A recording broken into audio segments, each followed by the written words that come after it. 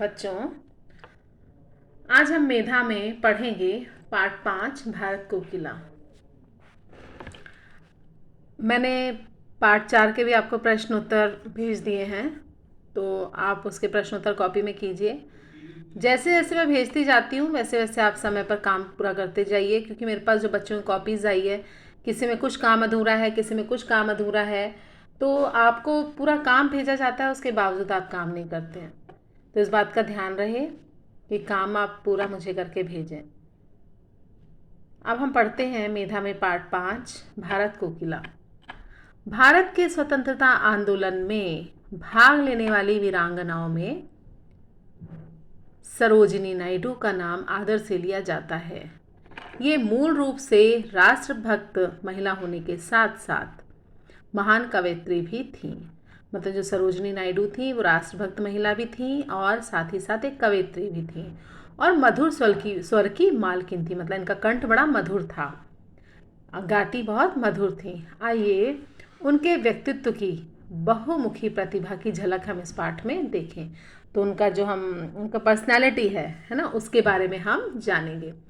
देखो माँ, मैंने कविता लिखी है, सुनाओ। माता ने आश्चर्य से उसकी ओर देखकर कहा। जब वो छोटी थी ना, एक दिन उन्होंने क्या किया, अपनी माँ को बताया कि माँ मैंने कविता लिखी है, और माँ ने बड़े आश्चर्य से कहा भाई सुनाओ। लेकिन तुम तो बीजगणित के सवाल हल कर रही थी, है ना? तुम तो क्या कर रही थी, तुम तो गणित के सवाल हल कर रही थी, फिर ये कैसे? हाँ, कर तो रही थी, लेकिन जब वह समझ में नहीं आया तो मैंने कविता लिख डाली। उसके आग्रह करने पर माँ कविता सुनने बैठ गई। जब बच्ची ने बहुत आग्रह किया कि नहीं माँ आप कविता सुनो, तो माँ कविता सुनने बैठ गई। तभी उसके पिताजी भी वहाँ पहुँच गए। अपनी 11 वर्ष की बिटिया सरोजनी के मुंह से इतनी सुंदर और सुरीली कविता सुनकर माता पिता गदगद हो गए, बहुत खुश हो गए। उन्होंने बेटी को शाबाशी देकर कहा, तू तो गाने वाली चिड़िया जैसी है, बिल्कुल कोयल जैसी। क्योंकि उनका जो स्वर था वो भी बड़ा मधुर था, कविता बड़ी खूबसूरत थी। सुरीली आवाज़ में जब उन्होंने अपनी सुरीली कविता को अपनी सुरीली आवाज़ में सुनाया, तो उन्होंने बेटी को शाबाशी दी और कहा, अरे तू तो गाने वाली चिड़िया जैसी है, बिल्कुल कोयल जैसा गाती है। कोयल मधुर गाती है ना, मीठा गाती है। तो वह माता पिता की यह बात जो है सत्य सिद्ध हुई। उस दिन के बाद जो लिखने का क्रम चला, भाई अगर हम किसी को प्रोत्साहित करते हैं, कोई बच्चा कुछ काम कर रहा है, बहुत अच्छी ड्राइंग बना रहा है, कुछ अच्छी सी कविता लिख रहा है, तो अगर उसको पेरेंट्स जो हैं, उसके माता पिता अगर उसको प्रोत्साहित करते हैं तो बच्चा प्रोत्साहन उसको मिलता है और वो उस कार्य को करने में और मन लगता है। तो उस दिन के बाद जो लिखने का क्रम चला तो वह चलता ही रहा। 13 वर्ष की आयु उम्र में उस नन्ही बिटिया ने the lady of the lake नाम से 1300 पंक्तियों की एक लंबी कविता लिख डाली। तो नन्ही बिटिया ने कविता जो लिखी 1300 पंक्तियों की कविता, लाइन की, है ना। वो क्या थी कि वो क्या था, किस नाम से थी वो, the lady of the lake. इतना ही नहीं, कुछ ही महीने बाद उन्होंने माहिर मुनीर नामक नाटक भी लिख डाला। सरोजनी का कंठ अत्यंत मधुर था। वे जब कविता पाठ करने लगती तो उनका संगीतमय मधुर स्वर सुनकर श्रोता जो सुनने वाले हैं मंत्रमुग्ध हो जाते। यही कारण, मतलब उसकी आवाज़ पर मुग्ध हो जाया करते थे, बिल्कुल।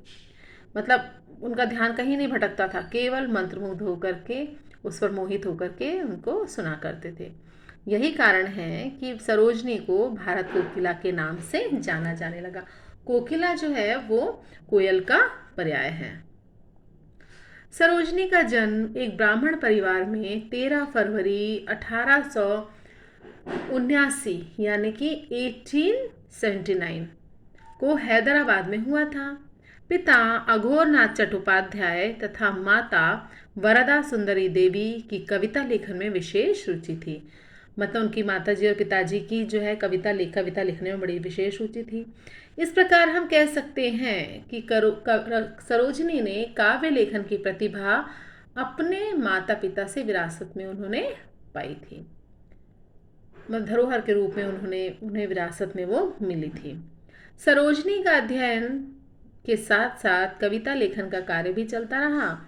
सन 1890 में सरोजनी ने मद्रास विश्वविद्यालय से मैट्रिक की परीक्षा प्रथम श्रेणी में उत्तीर्ण की। उन्होंने 10th क्लास किसमें पास की? उन्होंने फर्स्ट डिवीज़न में। एक बालिका के लिए ऐसी सफलता प्राप्त करना उन दिनों असाधारण बात थी। मतलब पहले के समय में फर्स्ट आना बड़ा मायने रखता था, बहुत बड़ी उपलब्धि हुआ करती थी। लेकिन आजकल तो ऐसा नहीं है। आजकल तो हम डिवीज़न पूछते नहीं है, सीधे परसेंटेज पूछते हैं, क्योंकि हमें पता है कि हर बच्चे की फर्स्ट डिवीज़न ही होगी। लेकिन उस समय जो है, मतलब 1890 में तो फर्स्ट डिवीज़न आना एक बहुत मायने रखता था, क्योंकि एक तो लड़कियां कम पढ़ा करती थी उस समय, है ना, माहौल ऐसा नहीं था। और वो भी लड़की और वो भी फर्स्ट डिवीज़न में पास, तो वही मायने रखता है। अध्ययन के साथ साथ सरोजनी में गंभीरता आती रही। जैसे जो पढ़ाई करती रही उनमें गंभीरता आती गई। उनकी कविता के विषय भी बदल गए।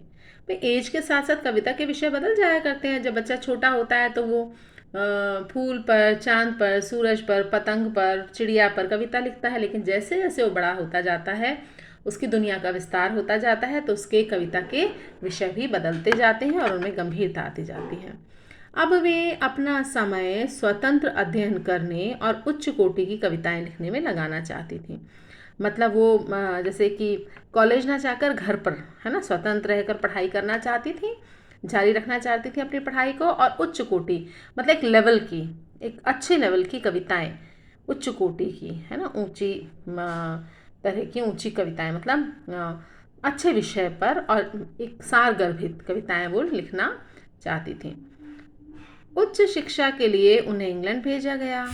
वहाँ उनका परिचय अंग्रेजी के प्रसिद्ध साहित्यकार एडमंड गोसे से हुआ। उन्होंने सरोजनी की कविता लेखन की क्षमता और रुचि को देखकर उन्हें भारतीय समाज के ध्यान में रखकर कविता लिखने का सुझाव दिया। तो वो वहाँ पर जो उन्होंने पढ़ने के लिए, उन्हें, है ना, उच्च शिक्षा के हायर एजुकेशन के लिए उनको इंग्लैंड भेजा गया। तो वहाँ पर उनका परिचय जो हुआ वो अंग्रेजी के एक प्रसिद्ध साहित्यकार थे एडमंड गोसे, उनसे हुआ। उन्होंने सरोजनी की कविता लेखन की क्षमता और उसकी रुचि को देखकर, उनकी क्षमता और उनकी इंटरेस्ट को देख कर के उन्होंने कहा कि आप भाई भारतीय समाज से आप बिलोंग करती हैं, वहाँ से आप आती हैं, भारत से आप आई हैं, भारतीय समाज को आप बिलोंग करती हैं, तो आप उस समाज को ध्यान में रख कर के अपनी कविता लिखिए। फलस्वरूप सरोजनी के 3 कविता संग्रह प्रकाशित हुए: the golden threshold, the broken wing, the sacred flute. The golden threshold जब छपकर आया तो इंग्लैंड का साहित्य जगत भी आश्चर्यचकित रह गया। वहाँ के साहित्यकारों और समाचार पत्रों ने एक स्वर से उनकी प्रशंसा की। जो वहाँ के साहित्यकार थे, वहाँ के समाचार न्यूज़पेपर्स वगैरह में उनकी, सबने मिलकर के उनकी काफ़ी प्रशंसा की। भारत ने भी इस सफलता पर सरोजनी की सराहना की। भारत ने भी क्या किया? उनकी सफलता पर उनकी सराहना, उनकी प्रशंसा की, उनको अप्रिशिएट किया, बढ़ाई की, उनकी सराहना की, उनको सराहा। भारत लौटने पर सरोजनी का विवाह सन 1898 में मुथैयाला गोविंदराजुलु नायडू के साथ हुआ। तो 1898 में मुथैयाला और गोविंदराजुलु नायडू के साथ उनका विवाह हुआ। ये हैदराबाद के रहने वाले और सेना में डॉक्टर थे। यह अंतरजातीय विवाह था। ये विवाह कैसा था? अंतरजातीय था, और जिसकी उनके माता पिता ने सहर्ष अनुमति दे दी। उन्होंने खुशी के साथ, माता पिता ने, अंतरजातीय था, वो एक जाति की थी, वो दूसरी जाति के थे, अलग अलग जाति के दोनों थे, लेकिन माता पिता ने उनको उसकी सहमति दे दी। उनका वैवाहिक जीवन बहुत सुखी था। गोपाल कृष्ण गोखले तथा महात्मा गांधी के संपर्क आने के बाद सरोजनी नायडू राष्ट्र प्रेम तथा मातृभूमि को संबोधित कर कविताएं लिखने लगी। जब सरोजनी नायडू गोपाल कृष्ण गोखले और महात्मा गांधी के संपर्क में आई तो उनके मन में राष्ट्र प्रेम जागा और वो राष्ट्र प्रेम और मातृभूमि को संबोधित करके कविताएं लिखने लगी। राष्ट्र भक्ति की कविताएं वो लिखने लगी। सरोजनी नायडू की रचनाओं को पढ़कर सहज ही अनुमान लगाया जा सकता है कि उनका हृदय देश प्रेम से सर्वथा ओतप्रोत रहा। मतलब उनके हृदय में हमेशा देश प्रेम, देश के प्रति प्रेम रहा, है ना। सन 1912 में द बर्ड ऑफ टाइम नामक कविता संग्रह का प्रकाशन हुआ। इनकी प्रशंसा करते हुए पार्कशायर पोस्ट नामक पत्र ने, एक पत्र था समाचार पत्र या जिसमें कुछ ऐसे कुछ लेख वगैरह आते थे, वो था पार्कशायर पोस्ट। उस पत्र ने लिखा था कि श्रीमती नायडू ने हमारी भाषा को तो समृद्ध किया ही है, पूर्वी देशों की भावना और आत्मा से भी हमारा निकट का संपर्क कराया है। क्योंकि ये जो कविता संग्रह था वो देशभक्ति से उत्प्रोत था, लेकिन उसकी जो क्या बोलना चाहिए भाषा थी वो अंग्रेजी थी, ठीक है ना। तो इसलिए लिखा गया कि श्रीमती नायडू ने हमारी भाषा को तो समृद्ध किया ही है ना, अंग्रेजी को समृद्ध तो किया ही है। क्योंकि भाई अगर अंग्रेजी में अगर कोई साहित्य, कोई लिटरेचर लिखा जाता है तो उससे वो भाषा समृद्ध होती है ना, क्योंकि उसका साहित्य बहुत पावरफुल होता है। तो अब जैसे हिंदी में जो साहित्यकार हुए हैं, एक से बढ़कर एक हुए हैं, तो उन साहित्यकारों ने क्या किया, हिंदी भाषा का मान बढ़ाया है, हिंदी साहित्य को समृद्ध बनाया है। तो ये क्योंकि अंग्रेजी में लिखा करती थी, इसलिए पार्कशायर पोस्ट ने लिखा कि भाई इन्होंने हमारी भाषा को तो समृद्ध बनाया ही है, पूर्वी देशों की भावना और आत्मा से भी हमारा निकट का संपर्क कराया। अंग्रेजी में लिखी है इन्होंने, ये लिखा है, इसलिए ये कविता संग्रह, इसलिए इससे हमारी भाषा जो अंग्रेजी भाषा है वो समृद्ध हुई है। लेकिन साथ ही पूर्वी देशों की क्या भावना है और उस पूर्वी देशों की आत्मा, मतलब वो उसका मूल क्या है, इससे हमारा उन्होंने निकट का संपर्क कराया। क्योंकि जो इंग्लिश को जानने वाले हैं, जो पश्चिमी देशों के लोग हैं, वो अंग्रेजी का जब ये साहित्य पढ़ेंगे तो भारत और पूर्वी देशों की भावनाओं को जानेंगे और उसके बारे में जानेंगे। इसलिए उन्होंने कहा कि उन्होंने हमारी भाषा को समृद्ध किया है और लेकिन पूर्वी देशों की भावना और आत्मा से हमारा निकट का संपर्क कराया है। आप समझ गए होंगे मेरी बात को। सरोजिनी नायडू में तारों तक पहुंचने के लिए ऊपर उठने की चाह थी। उन्होंने अपनी कविता संग्रह द ब्रोकन विंग में लिखा है, ऊंचा उठती हूँ मैं कि पहुँचूं नियत झरने तक, टूटे ये पंख लिए मैं चढ़ती हूँ ऊपर तारों तक। ठीक है, ऊंचा उठती हूँ मैं कि पहुँचूं नियत झरने तक, मैं ऊंचा उठती हूँ कि मैं नियत, जहाँ मतलब निश्चित जो झरना है उस तक, और टूटे ये पंख लिए मैं चढ़ती हूँ ऊपर तारों तक। तो ये उन्होंने कविता में बहुत बड़ी बात उन्होंने लिखी। गोपाल कृष्ण गोखले सरोजिनी नायडू के अच्छे मित्र थे।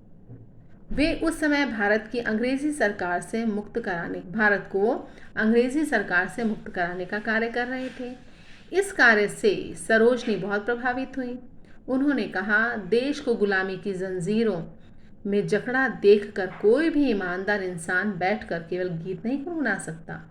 कवित्री होने की सार्थकता इसी में है कि संकट की घड़ी में, निराशा और पराजय के क्षणों में आशा का संदेश दे सकूं। उन्होंने कहा कि भाई जिस समय भारत जो है वो अंग्रेज़ों का गुलाम है, तो ऐसे में उन्होंने क्या कहा कि कोई ऐसे में अपने देश को गुलामी की जंजीरों में जकड़ा हुआ देखकर कोई भी ईमानदार इंसान केवल गीत नहीं गा सकता है। और एक कवित्री, वो क्योंकि कवित्री थी, बोले मेरी कवित्री होने की सार्थकता इसी में है कि संकट की घड़ी में, निराशा और पराजय के क्षणों में मैं कुछ आशा का संदेश दे सकूं। क्योंकि देश में अंग्रेज़ी सरकार की हुकूमत चल रही थी और देश में कई आंदोलन उस समय हो रहे थे, है ना, अंग्रेज़ों को भारत से बाहर निकालने की एक मुहिम चल रही थी। तो उन्होंने उनके मन में भी देश प्रेम जागा, तो स्वाभाविक है उन्होंने कहा मैं ऐसे तो नहीं बैठ सकती हूँ। ऐसा दृढ़ संकल्प करके सरोजनी ने देश भर में चारों तरफ घूम घूम कर स्वाधीनता का संदेश फैलाने का बीड़ा उठाया। कवित्री तो थी ही, कविता के माध्यम से भी क्या होता है, लोगों के मन में देश प्रेम का जज्बा जगाया जा सकता है। अब उनका अधिकतर समय राजनीतिक कार्यों में व्यतीत होने लगा और उनका कविता लेखन कार्य धीमा पड़ गया। मतलब वो ज़्यादा समय, अब उनका समय राजनीतिक कार्यों में बीतने लगा और कविता लेखन का कार्य धीमा पड़ गया। लेकिन जो स्थान अंग्रेजी काव्य में उन्होंने अपने लिए बना लिया था, वह आज भी विद्यमान है, वह आज भी उसी जगह है, मौजूद है। तो आज हम इतना पढ़ेंगे क्योंकि ये पाठ थोड़ा बड़ा है, तो इसको मैं कल कंटिन्यू करूँगी। आप इतना पाठ आप पढ़ें, समझें। बुक आ चुकी होगी आपके पास, और अगर बुक नहीं आई है तो आप ये जो पाठ है इसी को आप सुन लें, तो आपको यहाँ तक समझ में आ जाएगा। कल हम आगे का कंटिन्यू करते हैं।